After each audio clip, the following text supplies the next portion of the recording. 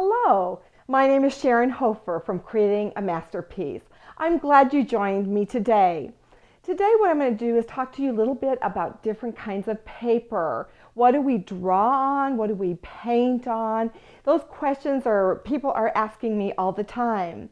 Well, if we are working with an acrylic or oil painting, I recommend you get something like this. This is a canvas.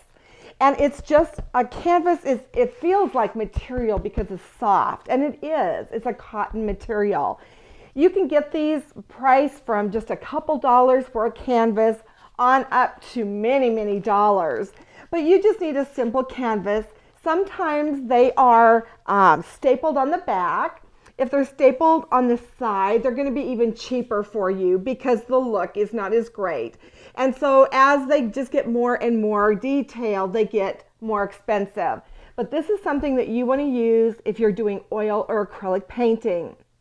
There is actually one other option if you're doing acrylic. These are a little canvas, but they're on a board. They're hard.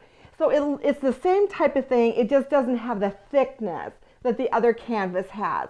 But these are very inexpensive. They are cheaper than the other canvas I showed you.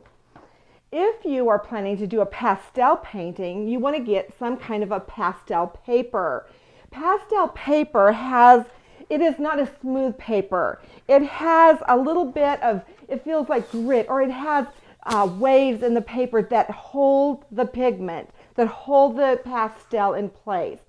You do not want to use a real smooth paper for pastel because what will happen is there's nothing to hold it. And as you put the soft pastel on the paper, it'll just fall off and it won't stick.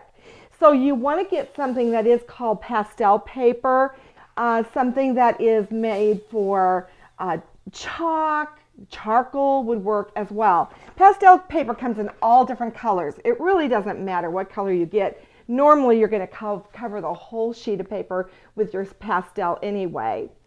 Now, if you are planning to do an ink drawing, or you can use this for pencil as well, get Bristol. Bristol is the smoothest paper you can get. There's a couple different kinds. There's a vellum and there's Bristol, and they're both very smooth. If you're doing something with pen, you want something that's very, very smooth. Now you can use it for pencil, though for pencil normally I like a drawing paper instead, but it depends on the project you're doing. But Bristol comes only in white, and again is very, very smooth. There's no texture in this at all. The pastel paper has a lot of texture. This has no texture. And then we're going to come to watercolor paper. Watercolor paper always has texture also. And you probably wonder, why would this have texture? Well, it has texture because it needs to have little holes that the watercolor sit in. You know how watercolor just spreads and spreads and spreads because it has so much water? Well, if this did not have any texture at all, it wouldn't stay where you put it. It would just kind of keep running. And so that's why watercolor paper has a texture. Now, watercolor paper gets more expensive too if you go to a better quality. I use a better quality. This is what I use for my students. It's a student grade. But as you get better quality, it becomes more and more pure cotton, just like cotton material, except it's in a paper instead. So get a watercolor paper if you're doing watercolor. Do not use typing paper or a drawing paper for watercolor. What will happen is the paper will start to bend and warp, and you're not going to have a good painting.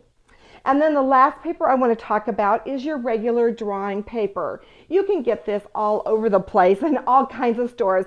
It is different than typing paper. Typing paper is very thin paper, doesn't have too much texture, but a drawing paper is a nice quality paper that will hold your pencil. If you are going to a lot of work and doing a nice pencil drawing, get drawing paper. You can get a sketch paper also, and that's for fast sketches, and that's a cheaper paper also. But a drawing paper is nice and white. It's going to be bright, and it's going to be a good paper that will show your beautiful artwork for years to come. So whenever you do a project, think about what kind of paper you need and get the correct paper. Because if you are doing an acrylic painting and you go and put it on drawing paper, you're not going to have it turn out. It's going to be warped and wavy, and you're going to wonder, why does my picture not look very good? You've got to start with the basics and get the right paper. Thank you for joining me today on Creating a Masterpiece.